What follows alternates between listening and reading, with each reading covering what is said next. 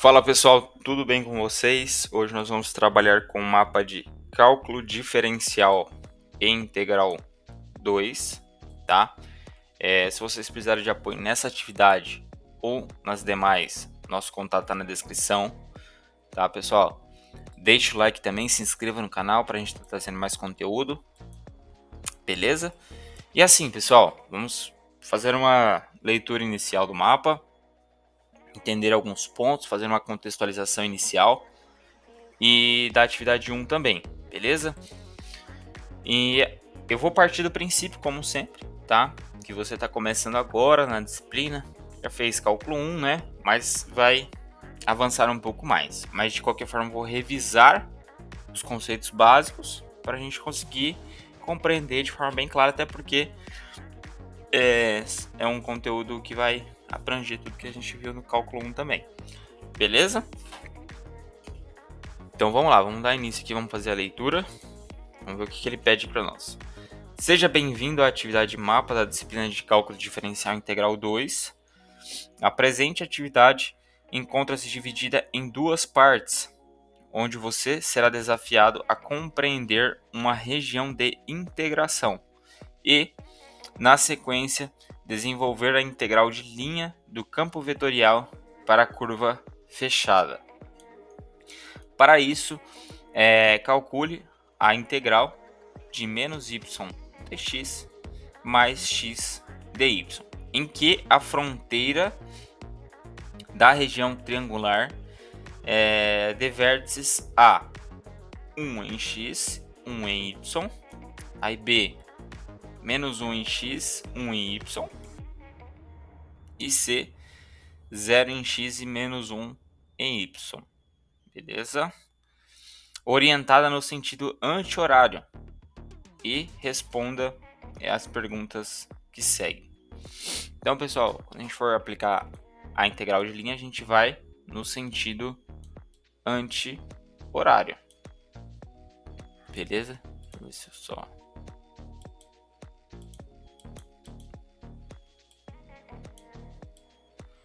sabia que ia aparecer aqui. E aí, pessoal, continuando então, ilustre graficamente a região triangular para melhor compreendê-la. E na B ele pede o seguinte: obtenha a integral de menos y dx, daquela mesma fórmula, né? A partir da determinação de f tr para cada um dos caminhos. A gente vai entender melhor isso aí também, tá, pessoal? É um pouquinho mais detalhado ali, a gente vê como que nós vamos fazer as devidas transformações aí para o campo vetorial, beleza? Então vamos lá, pessoal. Primeiro, queria que vocês entendessem o seguinte: o que é integral de linha, né? Que a gente está vendo ali. Imagine que você está andando por um caminho, tá? E em cada ponto do trajeto há uma força, como o vento que está agindo sobre você, beleza? A integral de linha ela vai calcular o trabalho realizado por esse campo de força ao longo do seu trajeto. Vou dar alguns exemplos para ficar mais claro para você, tá? Então mais ou menos assim, é uma forma de somar os efeitos de um campo vetorial ao longo de uma curva, beleza? Ela foi criada então muitas vezes assim para calcular trabalho de uma força ao longo de um caminho, por exemplo, a força elétrica ou gravitacional, fluxo de fluidos ou campos magnéticos em curvas, tá? Circulação de ventos, correntes ou forças ao longo de um percurso, e por aí vai, tá, pessoal? Então ela generaliza o conceito de integral definida, tá? Que mede a área sob as curvas, como a gente já viu, para curvas no plano ou espaço. Beleza? Então, como aplicações práticas na área de elétrica, nós temos como exemplo aqui, trabalho de um campo elétrico em um fio condutor, tá? Na mecânica, trabalho de uma força ao longo de uma trajetória, tá? Na área de meteorologia, circulação de ventos em torno de uma região, hidráulica, fluxo de água ao longo de um canal curvado, tá? Computação gráfica, trajetória de partículas e por aí vai, tá, pessoal? E aí, vamos lá, então. O principal aqui que trouxe aqui para nós, antes de a gente dar início, é o seguinte. Nós temos aqui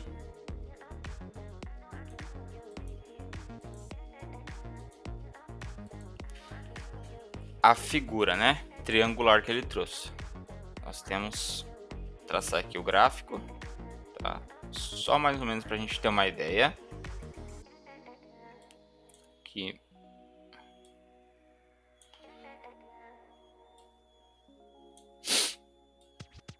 Então, ó, aqui eu tenho menos 1 para y.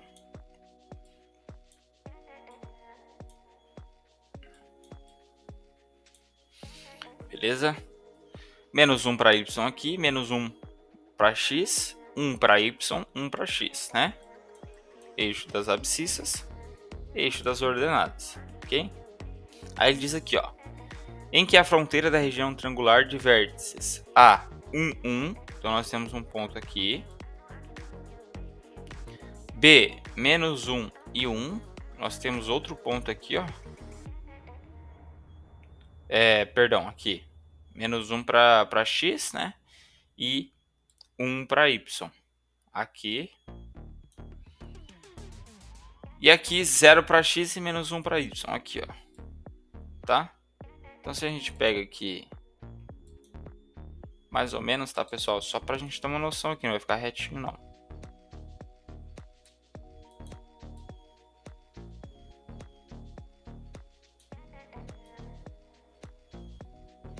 Tá? Essa região aqui, ele quer que a gente calcule a integral de linha por todos os caminhos, tá? Como ele pede aqui, ó. Obtenha a integral a partir da definição f dr.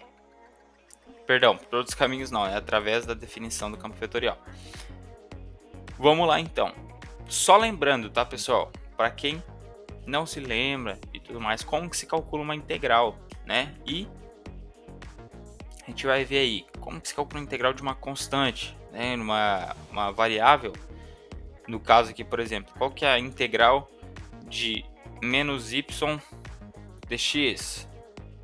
A gente não vai aplicar diretamente a integral nessa fórmula, tá, pessoal? A gente vai aplicar uma metodologia aqui para estar encontrando para cada um dos caminhos, tá? E a gente pode se deparar com essa situação aqui. Como que se calcula a integral de uma constante? Nesse caso, menos y é uma constante, porque a gente está integrando com relação a dx, não com relação a dy, tá? Então, simplesmente, ficaria menos y vezes x. Como a gente sabe, né, eu corto a derivada com a integral, vai sobrar menos y vezes x. Qual que é a integral de x, né? A gente sabe por definição de integral que x, a integral, a fórmula da integral é x elevado a n mais 1, onde n é o expoente, tá? Sobre n mais 1. N é o nosso expoente. Quem que é o expoente aqui de x? É 1, né? Então, como que ficaria isso aqui? X elevado a 1 mais 1 sobre 1 mais 1. X ao quadrado sobre 2, tá? Então, essa que seria a integral, beleza? Qual que é a integral de y? Mesma coisa, tá, pessoal? Y dy. Mesma coisa, tá? Ficaria y ao quadrado sobre 2. Então, a variável, não importa qual seja. Se a gente está integrando com relação a ela mesma, a gente aplica a regra da integral. Se a gente está aplicando com relação a outra, a gente considera ela como uma constante. Então, é a mesma coisa de escrever menos y, a mesma coisa que eu escrevesse 2 aqui, dx, certo? Ficaria 2x. 2 seria uma constante também. Beleza? Então, só para a gente revisar os conceitos básicos aí. E claro, a gente não está aplicando nenhuma regra aqui. Nenhuma regra a mais, né? A gente está aplicando com integrais simples, conforme for complexando, a gente vai utilizando alguns macetes, algumas técnicas específicas para estar calculando, tá? Só, agora vamos entender aqui um pouquinho da atividade 1, tá? Vamos seguir a mesma ideia, vamos fazer uma leitura aí e entender, beleza? O que pede a atividade 1, tá? Determine o volume do tetaedro delimitado pelos planos x mais y mais z igual a 1 e pelos planos coordenados x igual a 0, y igual a 0 e z igual a 0. Desenvolva os cálculos de duas maneiras. Cálculo utilizando a integral tripla, tá?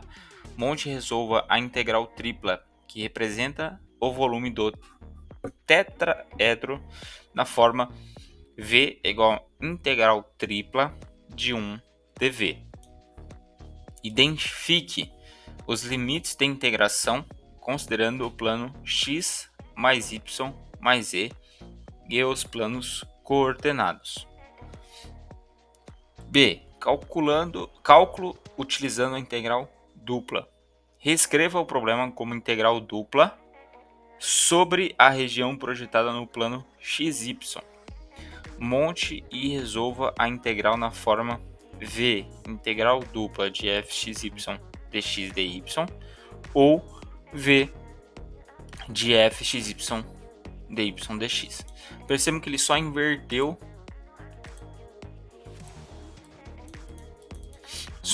aqui a ordem, tá? A gente tem que chegar no mesmo resultado, tá? Então a gente pode utilizar ou uma ou a outra. Instruções: apresente os cálculos detalhadamente, indicando todos os passos seguidos para definir os limites de integração e resolva as integrais. Compare os resultados obtidos pelas duas abordagens e verifique a coerência entre eles. A gente vai calcular de duas formas diferentes e chegar no mesmo resultado, tá, pessoal? Lembrando que os conceitos básicos, né, pessoal? Integral tripla, geralmente nós calculamos volume, tá? Integral dupla, nós calculamos geralmente a área, mas com as devidas manipulações nós vamos encontrar ali para aquele exemplo, né? No caso, ele está pedindo aqui no caso o volume e a gente vai fazer uma manipulação para encontrar desta forma aqui, tá bom? Com a integral dupla. E assim, pessoal, como vocês já sabem, as principais aplicações, né, na engenharia, como eu citei, para volume de peças e estruturas, tá? Arquitetura, cálculo de materiais e espaços. Temos também exemplos na geociências, né? Modelagem de relevo e reservatórios. Física, integral de densidade para encontrar massa, centro de massa e por aí vai, tá? Agora é o seguinte, vamos aqui determinar, né, quais serão os vértices do nosso tetraedro, beleza? Nós temos algumas possibilidades. Então, se a gente considerar, como ele citou aqui, né, x, nós temos aqui x mais y mais z. Isso tudo igual a 1, certo? Então, pessoal, nós temos aqui três possibilidades para isso aqui poder acontecer, né? O primeiro caso é quando x igual a 0, y igual a 0 e z igual a 1. Se a gente substituir ali, vai fazer sentido, certo? Segunda possibilidade, x igual a 0, y igual a 1. Opa! Deixa assim, senão vai apagar o fundo ali. Y igual a 1 e z igual a 1, certo? E a terceira possibilidade seria x igual a... Opa! Perdão aqui, deixa eu apagar, peraí. Aí, só apaguei esse aqui, pronto.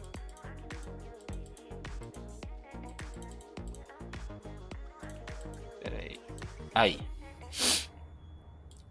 Y igual a 1, Z igual a 0. Isso tudo igual a 1. Substituindo ali em cima, né? E quando x igual a 1, y igual a 0 e z igual a 0 também igual a 1. Vamos projetar isso aqui do GeoGebra, tá? Porque nós vamos trabalhar com um plano tridimensional, né, em 3 eixos ali.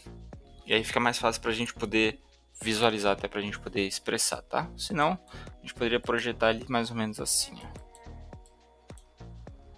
Tá? Onde aqui é x, aqui é y e aqui é z. A gente vai ter esse carinha aí, beleza? Vamos projetar ele lá no GeoGebra, aí com os devidos pontos aplicados ali, tá?